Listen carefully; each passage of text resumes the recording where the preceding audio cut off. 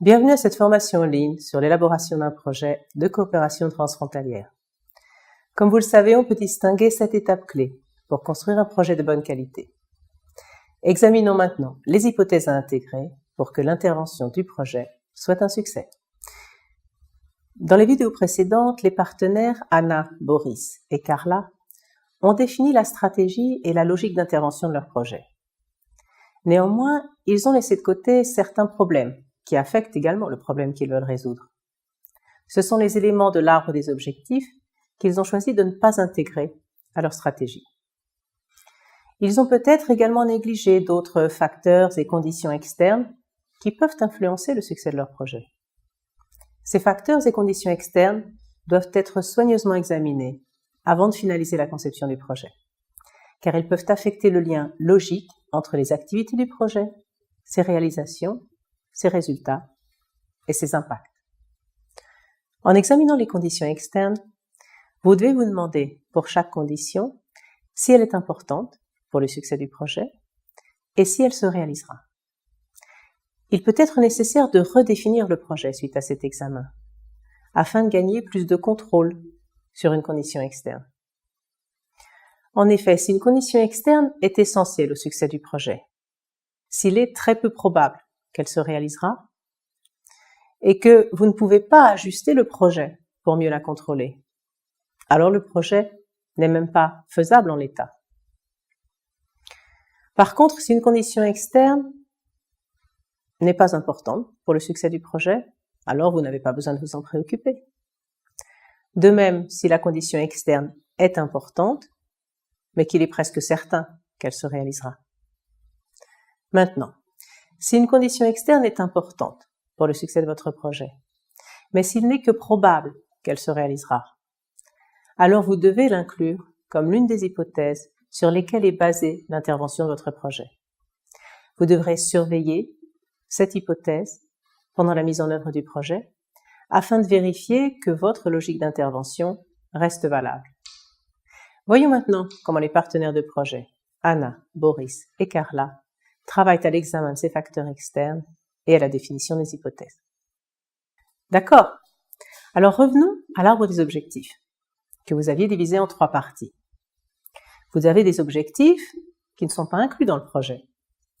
Partez de ces objectifs pour formuler des hypothèses qui peuvent affecter la stratégie de votre projet. D'accord. Voyons ce qui n'est pas inclus. Bien sûr, on aura un impact positif sur la biodiversité que si les éléments hors du contrôle du projet restent au moins stables. Alors vérifions qu'on n'oublie pas de facteurs externes importants pour le succès du projet. Avant de se poser des questions sur chaque hypothèse, nos partenaires vérifient si les éléments de leur logique d'intervention, combinés aux hypothèses identifiées, permettent logiquement d'atteindre des niveaux d'intervention plus élevés. Si l'équipement de test d'azote est mis à la disposition des agriculteurs et qu'ils savent comment l'utiliser, alors qu'est-ce qu'il faut d'autre pour obtenir une réduction de l'utilisation excessive d'engrais ? Je crois que l'aspect le plus important ici est que les agriculteurs considèrent que le gain économique, en réduisant les engrais, est assez élevé pour que ce soit intéressant de tester régulièrement les champs et d'ajuster les quantités d'engrais. Oui, c'est très important. On devrait sans doute l'intégrer comme hypothèse. Comme vous le voyez, cette vérification conduit à considérer une hypothèse supplémentaire. Maintenant, ils peuvent poser les questions clés à ce sujet. Alors, la première question à se poser est « Est-ce important ?» Oui, clairement. Si les agriculteurs ne voient pas que ça leur rapporte un avantage économique suffisant, ils seront beaucoup moins motivés à participer. Et leur participation est au cœur de notre logique d'intervention. D'accord. La prochaine question est la suivante. Est-ce probable que les tests montreront des économies suffisantes ? Je pense que oui, mais ce n'est pas certain. Alors on devrait l'inclure comme hypothèse et suivre cette question. Peut-être faire un premier test pilote et avoir une réunion peu de temps après pour voir si on doit ajuster. Cette première hypothèse a été désormais intégrée. Mais le travail n'est pas entièrement terminé. Il est important de réfléchir à ce que vous pourriez faire au cas où l'hypothèse ne tiendrait pas. Ou peut-être pouvez-vous faire quelque chose dès maintenant.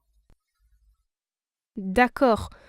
Alors, qu'est-ce qu'on peut faire si l'hypothèse ne tient pas? Est-ce qu'on peut faire quelque chose dès maintenant?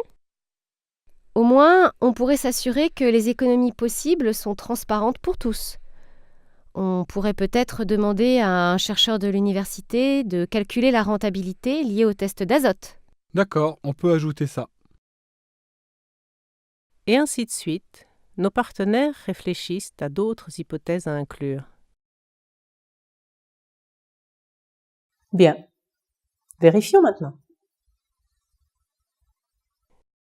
Les hypothèses sont-elles réalistes? La plupart, oui, je dirais.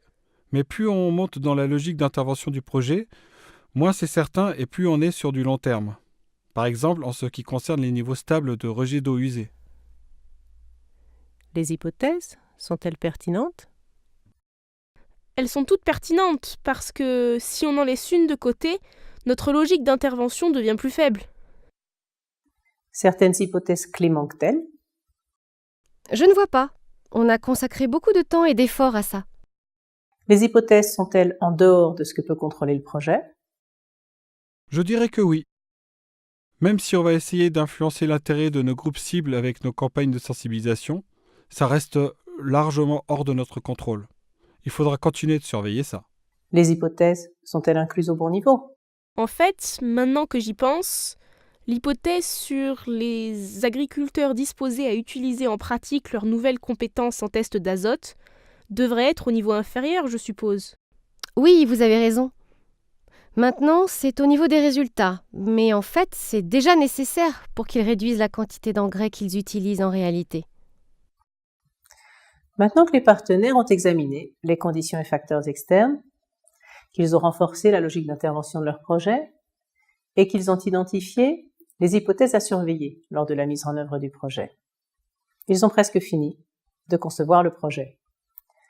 Une dernière étape importante manque encore. Comment sauront-ils en effet qu'ils réalisent et qu'ils atteignent ce qu'ils ont prévu? Vous trouverez ici plus d'informations sur l'intégration des hypothèses. Et maintenant, regardons notre prochaine vidéo sur la définition des indicateurs et leurs sources de vérification.